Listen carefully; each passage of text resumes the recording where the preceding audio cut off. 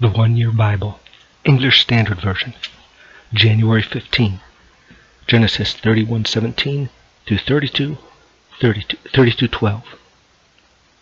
So Jacob arose and set his sons and his wives on camels. He drove away all his livestock, all his property that he had gained, the livestock in his possession that he had acquired in Paddan Aram, to go to the land of Canaan to his father Isaac. Laban had gone to shear his sheep, and Rachel stole her father's household gods. And Jacob tricked Laban the Aramean by not telling him that he intended to flee.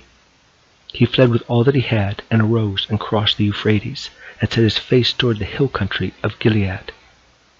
When it was told Laban on the third day that Jacob had fled, he took his kinsman with him, and pursued him for 7 days, and followed close after him into the hill country of Gilead. But God came to Laban the Aramean in a dream by night, and said to him, "Be careful not to say anything to Jacob, either good or bad." And Laban overtook Jacob. Now Jacob had pitched his tent on the hill country, and Laban with his kinsmen pitched tents in the hill country of Gilead. And Laban said to Jacob, "What have you done, that you have tricked me, and driven away my daughters like captives of the sword? Why did you flee secretly and trick me, and did not tell me, so that I might have sent you away with mirth and song, with tambourine and lyre? And why did you not permit me to kiss my sons and my daughters farewell? Now you have done foolishly. It is in my power to do you harm. But the God of your father spoke to me last night, saying, 'Be careful not to say anything to Jacob, either good or bad.' And now you have gone away because you longed greatly for your father's house. But why did you steal my household gods?" Jacob answered and said to Laban, "Because I was afraid, for I thought that you would take your daughters from me by force. Anyone with whom you find your God shall not live.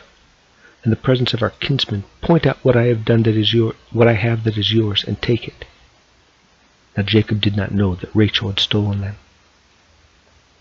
So Laban went into Jacob's tent, and into Leah's tent, and into the tent of the 2 female servants, and he did not find them. And he went out of Leah's tent and entered Rachel's. Now Rachel had taken the household gods and put them in the camel's saddle and sat on them. Laban felt all around about the tent, but did not find them. And she said to her father, "Let not my lord be angry that I cannot arise before you, for the way of women is upon me." So he searched, but he did not find the household gods. Then Jacob became angry and berated Laban. Jacob said to Laban, "What is my offense? What is my sin that you have hotly pursued me? For you have felt through all my goods. What have you found of all your household goods? Set it here before my kinsmen and your kinsmen, that they may decide between us two. These 20 years I have been with you. Your ewes and your female goats have not miscarried, and I have not eaten the rams of your flocks. What was torn by wild beasts I did not bring to you. I bore the loss of it myself. From my hand you required it, whether stolen by day or stolen by night. There I was. By day the heat consumed me, and the cold by night, and my sleep fled from my eyes. These 20 years I have been in your house. I served you 14 years for your 2 daughters, and 6 years for your flock, and you have changed my wages 10 times. If the God of my father, the God of Abraham, and the fear of Isaac had not been on my side, surely now you would have sent me away empty-handed. God saw my affliction and the labor of my hands, and rebuked you last night." Then Laban answered and said to Jacob, "The daughters are my daughters, the children are my children, the flocks are my flocks, and all that you see is mine. But what can I do this day for these my daughters, or for their children whom they have borne? Come now, let us make a covenant, you and I, and let it be a witness between you and me." So Jacob took a stone and set it up as a pillar. And Jacob said to his kinsmen, "Gather stones." And they took stones and made a heap, and they ate there by the heap. Laban called it Jagar Sahadatha, but Jacob called it Galeed. Laban said, "This heap is a witness between you and me today." Therefore he named it Galeed and Mizpah, for he said, "The Lord watch between you and me, when we are out of one another's sight. If you oppress my daughters, or if you take wives beside my daughters, although no one is with us, see, God is witness between you and me." Then Laban said to Jacob, "See this heap and the pillar which I have set between you and me? This heap is a witness, and the pillar is a witness, that I will not pass over this heap to you, and you will not pass over this heap and this pillar to me to do harm. The God of Abraham and the God of Nahor, the God of their father, judge between us." So Jacob swore by the fear of his father Isaac, and Jacob offered a sacrifice in the hill country, and called his kinsmen to eat bread. They ate bread and spent the night in the hill country. Early in the morning, Laban arose and kissed his grandchildren and his daughters and blessed them. Then Laban departed and returned home. Jacob went on his way, and the angels of God met him. And when Jacob saw them, he said, "This is God's camp." So he called the name of that place Mahanaim. And Jacob sent messengers before him to Esau his brother in the land of Seir, the country of Edom, instructing them, "Thus you shall say to my lord Esau, Thus says your servant Jacob, I have sojourned with Laban and stayed until now. I have oxen, donkeys, flocks, male servants and female servants. I have sent to tell my lord, in order that I may find favor in your sight." And the messengers returned to Jacob, saying, "We came to your brother Esau, and he is coming to meet you, and there are 400 men with him." Then Jacob was greatly afraid and distressed. He divided the people who were with him and the flocks and the herds and the camels into 2 camps, thinking, if Esau comes to one camp and attacks it, then the camp that is left will escape. And Jacob said, "O God of my father Abraham, and God of my father Isaac, O Lord, who said to me, Return to your country and to your kindred, that I may do you good.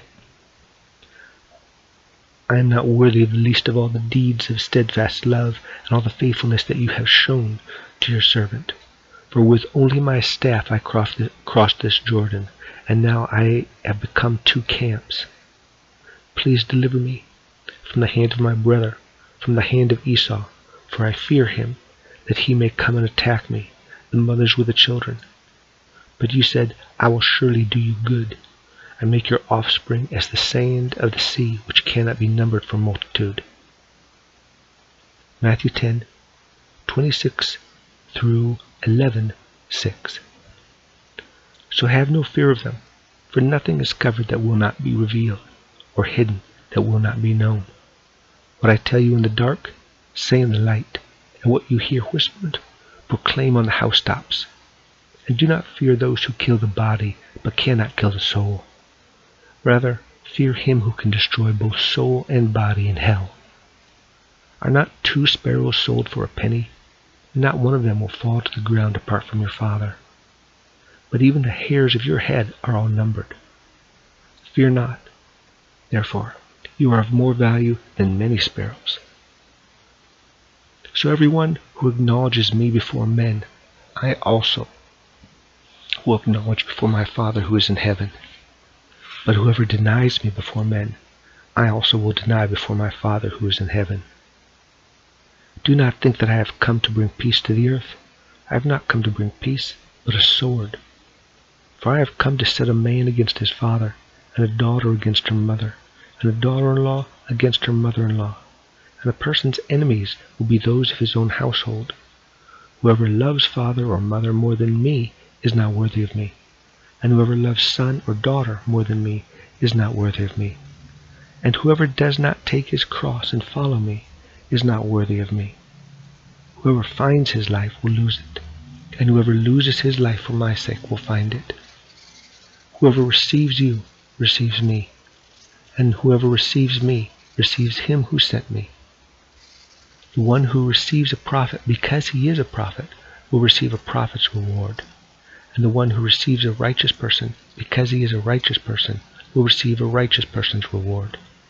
And whoever gives one of these little ones even a cup of cold water because he is a disciple, truly I say to you, he will by no means lose his reward."